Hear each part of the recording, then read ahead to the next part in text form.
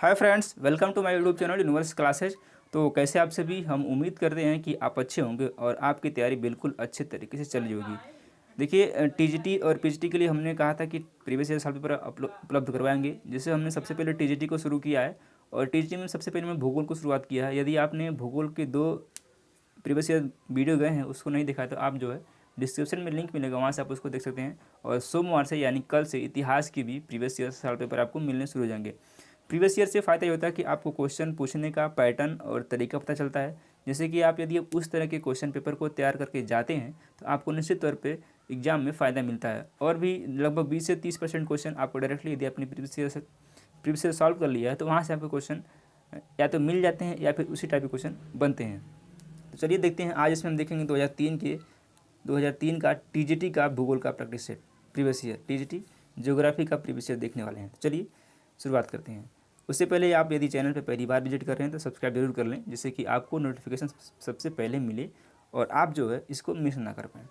चलिए लेते हैं पहला क्वेश्चन। निम्नलिखित में से कौन विश्व स्तरीय पर्यावरण समस्या नहीं है? ओजोन परत का क्षरण, अम्लीय वर्षा, कांच गृह प्रवाह या फिर अपरोपण। तो ये भी है पर्यावरण समस्या है, ओजोन परत का क्षरण, अम्लीय वर्षा भी है, कांच गृह प्रवाह भी है। लेकिन यदि आप वन अपरोपण करते हैं तो वो जो है पर्यावरण की एक समस्या नहीं है। देख लेते हैं इसके एडिशनल कुछ पॉइंट। ओजोन परत के क्षरण से अल्ट्रावायलेट किरणों से चर्म रोग होता है, यानी कि स्किन प्रॉब्लम होती है। और ओजोन परत का मुख्य कारण क्या है? CFC यानी कि क्लोरोफ्लोरोकार्बन है। वायुमंडल में SO2 यानी कि सल्फर डाइऑक्साइड मोटर वाहनों से निकलता है। तो यहाँ से आपको एक क्वेश्चन बन जा रहा है कि मोटर वाहनों से कौन सी गैस निकलती है? तो SO2 यानी कि सल्फर डाइऑक्साइड निकलता है, जो जल के साथ संयोग करके H2SO4 यानी कि सल्फ्यूरिक अम्ल बनाता है तथा बरसात के साथ भूमि पर गिरता है। अब बात करते हैं कांच गृह प्रभाव का तात्पर्य क्या आता है। इससे बेसिकली क्या है, यह ग्लोबल वार्मिंग से है। इसके लिए CO2 और CH4 यानी कि मेथन जिम्मेदार है, जबकि वन अपरोपण कोई समस्या नहीं है। इस तरह से आपने इसको देखा होगा। अगला क्वेश्चन लेते हैं। निम्नलिखित में से कौन सा युग्म सही नहीं है? हरमट्टन सऊदी अरब, चिनूक संयुक्त राज्य अमेरिका, ब्रिकफील्डर्स ऑस्ट्रेलिया या फिर फान स्विट्जरलैंड। तो पहला ही गलत है, पहला वाला ही। चिनूक संयुक्त राज्य अमेरिका में है, ये जो है वहाँ पर चलने वाली स्थानीय पवन है। ब्रिकफील्डर्स ऑस्ट्रेलिया में है, फान स्विट्जरलैंड में है। लेकिन हरमट्टन कहाँ पे? हरमट्टन एक गर्म एवं शुष्क स्थानीय पवन है। यह अपने उद्गम स्थल यानी कि सहारा मरुस्थल पर अत्यधिक शुष्क होती है, किंतु गिनी तट पर पहुंचने पर इससे वहाँ की नम जलवायु में राहत मिलती है। अतः इसे डॉक्टर हवा भी कहा जाता है। कभी पूछ ले कि डॉक्टर पवन या डॉक्टर हवा किसे कहते हैं, तो हरमट्टन को डॉक्टर पवन भी कहा जाता है। पहला ऑप्शन करेक्ट है। अगला क्वेश्चन लेते हैं। जनसंख्या वृद्धि के स्वरूप में कालावधि में घटित क्रमिक परिवर्तन को कहा जाता है जनसंख्या विस्फोट, जननांकी विभव, जनसंख्या विभव या फिर प्रजननता संक्रमण। तो इसको क्या बोलते हैं? इसको बोला जाता है जननांकी विभव। दूसरा ऑप्शन करेक्ट है। जनसंख्या में परिवर्तन की प्रक्रिया को जननांकी संक्रांति कहते हैं। इसे संक्रांति का आरंभ, मध्य और अंत होता है। संक्रांति का आरंभ, मध्य और अंत होता है। इसकी 4 अवस्थाएं होती है। प्रथम अवस्था में जन्म दर और मृत्यु दर उच्च तथा वृद्धि दर निम्न होती है। और दूसरी अवस्था में क्या होता है? इसमें जो मृत्यु दर होती है वो तेज होती है, जबकि जन्म दर उच्च होती है। ठीक है, अगला क्वेश्चन लेते हैं। प्रति इकाई कृषित भूमि के संदर्भ में व्यक्त जनसंख्या को कहा जाता है कायिक घनत्व, आंकिक घनत्व, आर्थिक घनत्व या फिर कृषि घनत्व। तो इसको बोलते हैं कायिक घनत्व। ऑप्शन नंबर 1 करेक्ट हो जाएगा। बढ़ते हैं अगले क्वेश्चन की तरफ, और हम उम्मीद करते हैं कि आपको यह मज़ा आ रहा होगा और आप इसको एंजॉय कर रहे होंगे। विश्व में गेहूं के बृहत्तम उत्पादक एवं निर्यातक देश क्रमशः हैं भारत एवं संयुक्त राज्य अमेरिका, संयुक्त राज्य अमेरिका एवं ऑस्ट्रेलिया, या फिर तीसरा है भारत में अर्जेंटीना, और चौथा है चीन एवं संयुक्त राज्य अमेरिका। ये 2003 का क्वेश्चन है। और उस टाइम जो इसका करेक्ट आंसर था वो क्या था? 2003 की बात हो रही है। उस टाइम चीन था और संयुक्त राज्य अमेरिका, यानी कि चीन और USA था। इस तरह से अब आने वाले एग्जाम में क्या होता है कि इस समय पूछ सकता है कि प्रेजेंट टाइम यानी कि वर्तमान समय में विश्व में गेहूं के बृहत्तम उत्पादक एवं निर्यातक देश कौन से हैं, आपको बताना है। तो ये आप कमेंट बॉक्स में कमेंट करिए। ये एक करंट का क्वेश्चन है जो कि भूगोल से रिलेट करता है। उस समय का जो आंसर था वो था चीन एवं संयुक्त राज्य अमेरिका। चौथा ऑप्शन करेक्ट था। अगले क्वेश्चन पर आते हैं। विश्व में चावल के बृहत्तम उत्पादक एवं निर्यातक देश क्रमशः कौन से हैं? चीन एवं थाईलैंड, चीन एवं भारत, भारत इंडोनेशिया यानी कि इंडोनेशिया, भारत एवं थाईलैंड। ये भी उस समय करंट का क्वेश्चन था, 2003 का ही था। उस समय चीन एवं भारत था। और आपको इस पर बताना है कि इसमें भी कि कमेंट बॉक्स में कमेंट करिएगा कि इस समय कौन सा देश है जो बृहत्तम उत्पादक एवं निर्यातक। यहाँ से आपको 2 क्वेश्चन हिंट मिल रहे हैं कि भूगोल के उत्पादक और निर्यातक में कौन से देश हैं। ये को गेहूँ में बताना है और चावल में। तो दोनों का आप देख लीजिएगा और कमेंट बॉक्स में कमेंट करिएगा। निम्नलिखित में से कौन सा युग्म सही नहीं है? कहवा ब्राज़ील, कपास मिस्र, चाय श्रीलंका, रबर मलेशिया। तो वर्तमान में यानी कि उस टाइम कपास के प्रमुख उत्पादक क्रमशः चीन, अमेरिका, भूतपूर्व सोवियत संघ, रूस, भारत हैं। जबकि इसमें लगता है इसने निर्यातक पूछा है, क्योंकि चाय उत्पादन में चीन एवं रबर में थाईलैंड सबसे बड़े उत्पादक हैं। क्या है? चाय उत्पादन में चीन एवं रबर में थाईलैंड सबसे बड़े उत्पादक हैं। तो इस तरह से करेक्ट सभी हैं, केवल किसको छोड़ करके? मिस्र को छोड़ करके। चलिए अगला क्वेश्चन लेते हैं। इनमें से कौन सा युग्म सही नहीं है? सही नहीं पूछा गया है। मैग्नीज गैबन, तांबा वेनेजुएला, टीन मलेशिया या फिर बॉक्साइट सूरीनाम। तो कौन सा सम्मिलित नहीं है? वेनेजुएला पेट्रोलियम उत्पादक देश है। तांबा चिली में सर्वाधिक उत्पादित होता है। तो वेनेजुएला क्या है? पेट्रोलियम उत्पादक है, न कि तांबा। पेट्रोलियम उत्पादक है, जी पेट्रोलियम उत्पादक है। और तांबा चिली में सर्वाधिक होता है। तांबा कहाँ पे? चिली में। इसको भी आप नोट कर सकते हैं। इसका दूसरा ऑप्शन करेक्ट है। विश्व में लुगदी का सर्वाधिक उत्पादन करने वाले देश का नाम बताइए। तो कौन सा है? संयुक्त राज्य अमेरिका, यूनाइटेड किंगडम, फ्रांस या फिर भारतवर्ष। सबसे ज़्यादा लुगदी उत्पादन कौन करता है? यह करता है संयुक्त राज्य अमेरिका, दैट मीन्स यूएसए। पहला ऑप्शन करेक्ट है। बढ़ते हैं अपने अगले क्वेश्चन की तरफ। और अगला हमारा जो क्वेश्चन है, निम्नलिखित में से कौन गैर परंपरागत वैकल्पिक ऊर्जा स्रोतों के लिए सही नहीं है? पर्यावरण सहायक, प्रकीर्ण वितरण, नव्यकरणीय या फिर चिरस्थायी। तो कौन सा वैकल्पिक ऊर्जा स्रोतों के लिए सही नहीं है? ये दूसरा है, प्रकीर्ण वितरण। दूसरा ऑप्शन बिल्कुल करेक्ट है। किसी भी वैकल्पिक ऊर्जा स्रोत के लिए पर्यावरण सहायक, नव्यकरणीय एवं चिरस्थायी लाभदायक होता है, किंतु वैकल्पिक ऊर्जा स्रोत हर जगह समान रूप से सुलभ होते हैं। तो इस तरह से दूसरा ऑप्शन करेक्ट है।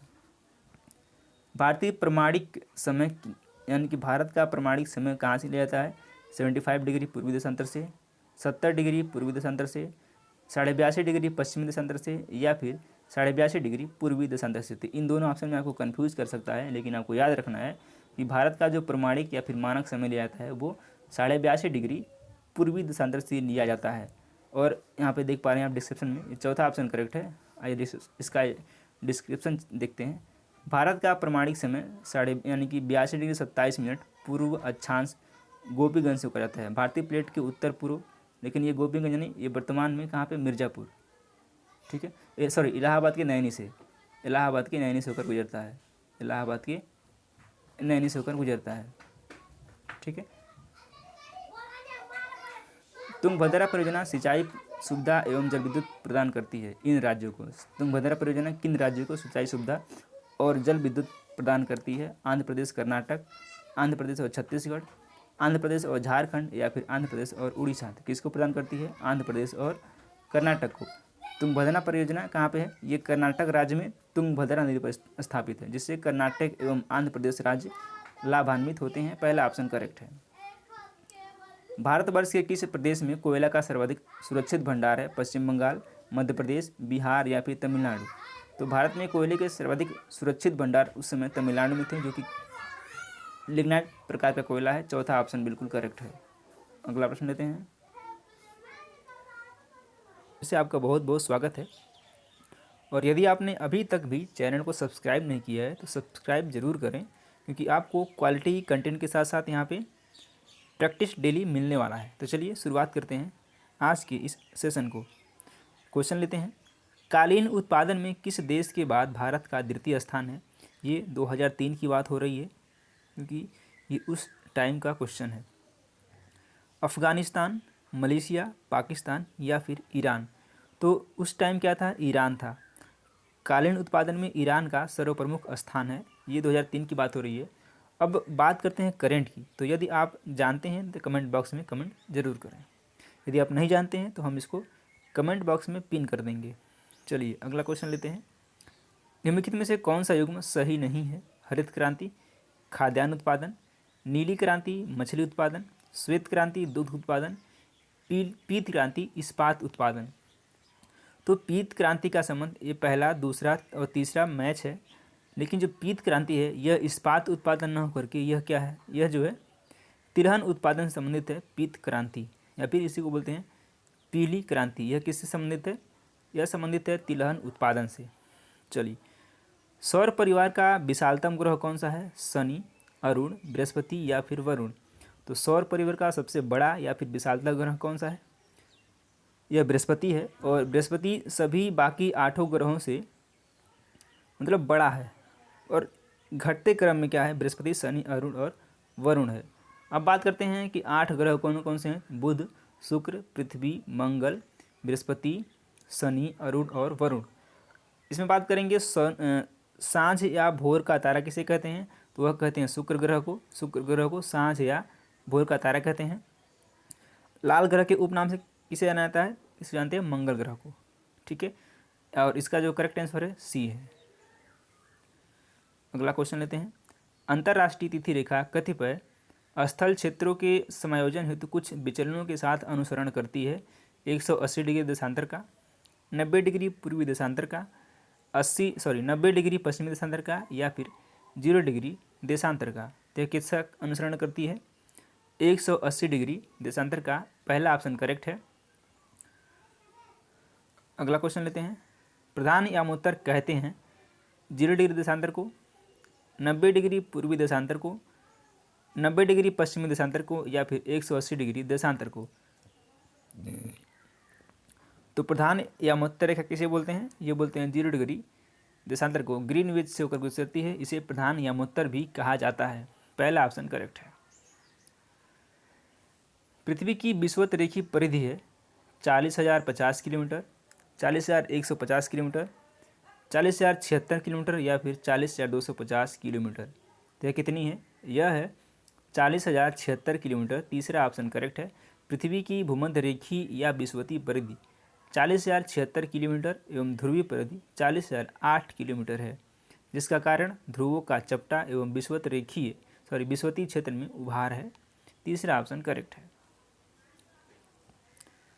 अगले क्वेश्चन पे आते हैं, और हम उम्मीद करते हैं कि आपको यह सेशन पसंद आ रहा होगा। सेशन पसंद आ रहा हो तो वीडियो को एक लाइक ज़रूर करें, और यदि चाहते हैं आप कि यह वीडियो हेल्पफुल है तो आप अपने दोस्तों के साथ शेयर ज़रूर करें। ग्रीनविच माध्य समय से बेरूत का समय 2 घंटा आगे और लीमा का समय 5 घंटा पीछे है।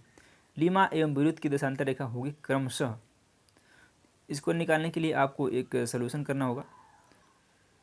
देखिए 15 डिग्री बराबर 1 घंटा है। ग्रीनविच से पूर्व बराबर आगे का समय होगा। ग्रीनविच से पश्चिम बराबर पीछे का समय। अतः 15 × 5 यानी कि 75 डिग्री पश्चिम, और 15 × 2 बराबर 30 डिग्री पूर्व। तो क्या हो जाएगा, 75 डिग्री पश्चिम एवं 30 डिग्री पूर्व होगा। दूसरा ऑप्शन करेक्ट है। विश्व में थल क्षेत्र की औसत ऊंचाई है 840 मीटर, 900 मीटर, 950 मीटर, या फिर 925 मीटर। तो विश्व में थल क्षेत्र की जो औसत ऊंचाई है यह है 840 मीटर। पहला ऑप्शन करेक्ट है। और विश्व में स्थल खंड की औसत ऊंचाई 840 मीटर एवं महासागरीय खंड की औसत गहराई 3800 मीटर है। महाद्वीपों में सबसे ऊंचा अंटार्कटिका महाद्वीप है, ये भी आपको याद रखना है कि महाद्वीपों में सबसे ऊंचा कौन सा महाद्वीप है, अंटार्कटिका महाद्वीप है। ये एक एडिशनल पॉइंट है। भूगणित एवं भूभौतिकी के अंतर्राष्ट्रीय संघ के अनुसार भूपटल की औसत मोटाई कितनी है, 20 किलोमीटर, 32 किलोमीटर, 36 किलोमीटर, या फिर 30 किलोमीटर। यह कितनी है, यह 32 किलोमीटर है। दूसरा ऑप्शन करेक्ट है। निम्नलिखित में से कौन टर्शियरी युग में निर्मित अल्पाइन पर्वत नहीं है पूछा गया है। यूरोप में आल्प्स पर्वत, एशिया में अरावली पर्वत, अफ्रीका में एटलस पर्वत, या फिर दक्षिण अमेरिका में एंडीज पर्वत। यह कौन सी है, यह है एशिया में अरावली पर्वत। दूसरा ऑप्शन करेक्ट है। भारत में अरावली पर्वत विश्व का सर्वाधिक प्राचीन पर्वत है। इसका निर्माण प्री कैम्ब्रियन काल में हुआ था। शेष सभी का निर्माण आल्प्स पर्वत के समय हुआ, अर्थात अल्पाइन काल में हुआ है। ये भी आपको नोट कर लेना है और याद कर लेना है। सुएज के अनुसार भूपटल की ऊपरी परत कहलाती है सीमा, नीफे, सियाल या फिर इनमें से कोई नहीं। कौन है? सुएज है। तो इनके अनुसार सियाल कहलाता है। तीसरा ऑप्शन करेक्ट है। और सियाल किससे किससे मिलकर बना है? तो सिलिका और एल्युमिनियम से बना है सियाल। अब बात करते हैं सीमा की, तो सिलिका और मैग्नीज से बना है। अब बात करेंगे नीफे की, तो निकिल और फेरम से बना है नीफे। अगला क्वेश्चन लेते हैं। निम्नलिखित में से कौन सा युग्म सही नहीं है? पंपा अर्जेंटीना में है, डाउन्स ऑस्ट्रेलिया में है, वेल्ड दक्षिण अफ्रीका में है और लानोज चिली में है। ये सारे घास के मैदान हैं, लेकिन ये तो करेक्ट है। पंपा अर्जेंटीना में है, डाउन्स ऑस्ट्रेलिया में है, वेल्ड दक्षिण अफ्रीका में है, लेकिन लानोज कहाँ पे है? लानोज चिली में न करके वेनेजुएला में है। लानोज कहाँ पे है? लानोज घास के मैदान कहाँ पे है? वेनेजुएला में है। ठीक है, चलिए अगले क्वेश्चन पे आते हैं। निम्नलिखित में से कौन सा युग्म सही नहीं है? सही नहीं है पूछा गया है। व्यापारिक पौने, पछुआ पौने, मानसून या फिर ध्रुवीय पौने। तो कौन सा युग्म सही नहीं है? ये तीसरा है, मानसून। वे पौने जो हमेशा एक ही दिशा में एवं स्थान पर चलती हैं ग्रही पवन कहलाती हैं। इन्हें सनातनी एवं अस्थायी पवन भी कहा जाता है। मानसूनी पवन ग्रही पवन नहीं है, यानी कि तीसरा ऑप्शन इसका करेक्ट है। निम्नलिखित में से कौन ग्रही पवन नहीं है? ये जो 32 का ऑप्शन है ये थोड़ा मिस्टेक है, ये गलत इसको मानेगा। और अगला क्वेश्चन लेते हैं, ये वाला करेक्ट है। ग्रही पवन कौन नहीं है? आर्द्र जलवायु जैरे, भूमध्य सागरीय जलवायु ट्यूनीशिया, मानसूनी जलवायु थाईलैंड या फिर शीतोष्ण अन समुद्री जलवायु स्वीडन। तो कौन सा ग्रही पवन नहीं है? चौथा है शीतोष्ण अन समुद्री जलवायु, ये ग्रही पवन नहीं है। असुताश्म एवं निसुताश्म निक्षेपणात्मक स्थलाकृति है पवन की, भूमिगत जल की, सागरी जल की या फिर हिमानी की। तो क्या है? यह भूमिगत जल की स्थलाकृति है। निम्नलिखित में से कौन वायुमंडल की परतों का सही अनुक्रम है? आइए देख लेते हैं कि कौन सा इसका क्रम सही है। परिवर्तन मंडल, मध्य मंडल, समताप मंडल, तापमंडल। परिवर्तन मंडल, मध्य मंडल, ताप मंडल, समताप मंडल। परिवर्तन मंडल, समताप मंडल, मध्य मंडल, ताप मंडल या फिर परिवर्तन मंडल, ताप मंडल, मध्य मंडल और समताप मंडल। तो इसमें से कौन सा करेक्ट है? इसमें जो है परिवर्तन मंडल, समताप मंडल, मध्य मंडल और ताप मंडल होता है। तीसरा ऑप्शन बिल्कुल करेक्ट है। इसका जो क्षोभ मंडल है उसी को बोलते हैं परिवर्तन मंडल। तो क्षोभ मंडल, समताप मंडल, मध्य मंडल और फिर ताप मंडल। अगला प्रश्न लेते हैं। वेगनर का महाद्वीपीय विस्तार सिद्धांत संबंधित है महाद्वीपीय एवं महासागरीय की उत्पत्ति से, भूकंप एवं ज्वालामुखी की उत्पत्ति से, पर्वत एवं पठारों की उत्पत्ति से या फिर चौथा है भूकंप एवं जलवायु के ज्वालामुखी के वितरण से। तो किससे संबंधित है? यह पर्वत एवं पठारों की उत्पत्ति से संबंधित है वेगनर का महाद्वीपीय विस्थापन सिद्धांत। तीसरा ऑप्शन करेक्ट है। महासागरीय तल के उच्चावच मंडलों में सर्वाधिक विस्तार है महाद्वीपीय मग्न तट का, भूकंप एवं ज्वालामुखी की उत्पत्ति से, पर्वत एवं पठारों की उत्पत्ति से या फिर चौथा है भूकंप एवं ज्वालामुखी के वितरण से। तो महासागरीय तल के उच्चावच मंडल में सर्वाधिक विस्तार किसका है? यह विस्तार है पर्वत एवं पठारों की उत्पत्ति से। तीसरा ऑप्शन करेक्ट है। समुद्र के सबसे गहरे भाग पाए जाते हैं प्रशांत महासागर में, हिंद महासागर में, अटलांटिक महासागर में या फिर आर्कटिक महासागर में। तो समुद्र के सबसे गहरे भाग पाए जाते हैं प्रशांत महासागर में। पहला ऑप्शन करेक्ट हो जाएगा। अगला क्वेश्चन लेते हैं। परिप्रशांत महासागरीय पेटी वितरण से संबंधित है गर्म महासागरीय धाराओं के, मत्स्य उत्पादन क्षेत्रों के, यूरोपीय औपनिवेशीकरण के या फिर भूकंप के। किससे संबंधित है? यह रिलेटेड है भूकंप के। पहला ऑप्शन करेक्ट है। विषुवत रेखा के निकट स्थान विशेष पर ज्वार भाटा के समय में अंतर होता है 12 घंटे का, 24 घंटे का, 12 घंटे 26 मिनट या फिर 24 घंटा 52 मिनट। तो विषुवत रेखा के निकट स्थान विशेष पर ज्वार और भाटा के बीच में जो अंतर होता है वह होता है 12 घंटा 26 मिनट। तीसरा ऑप्शन बिल्कुल करेक्ट है। निम्नलिखित में से पश्मीना प्रजाति से संबंधित है? भेड़, बकरी, खरगोश या फिर लोमड़ी। तो पश्मीना प्रजाति किसकी है? यह एक भेड़ की प्रजाति है, पहला ऑप्शन करेक्ट है। जबकि अंगोरा बकरी की और तुर्की में पाई जाती है। अंगोरा किसकी प्रजाति है? यह अंगोरा जो है यह बकरी की प्रजाति है जो कहाँ पाई जाती है? तुर्की में। अगला क्वेश्चन, शीतोष्णकटिबंधीय कोड़धारी वन पाए जाते हैं टुंड्रा प्रदेश में, भूमध्य सागरीय प्रदेश में, टैगा प्रदेश में या फिर मानसूनी प्रदेश में।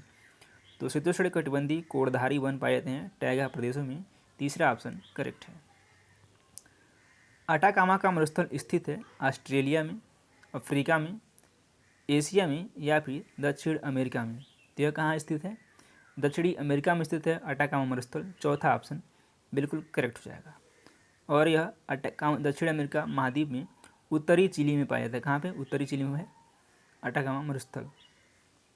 चलिए यहीं तक रखते हैं और उम्मीद करते हैं कि आपको यह सेशन पसंद आया होगा। सेशन पसंद आया हो तो वीडियो को लाइक ज़रूर करें और चैनल को सब्सक्राइब करें। धन्यवाद।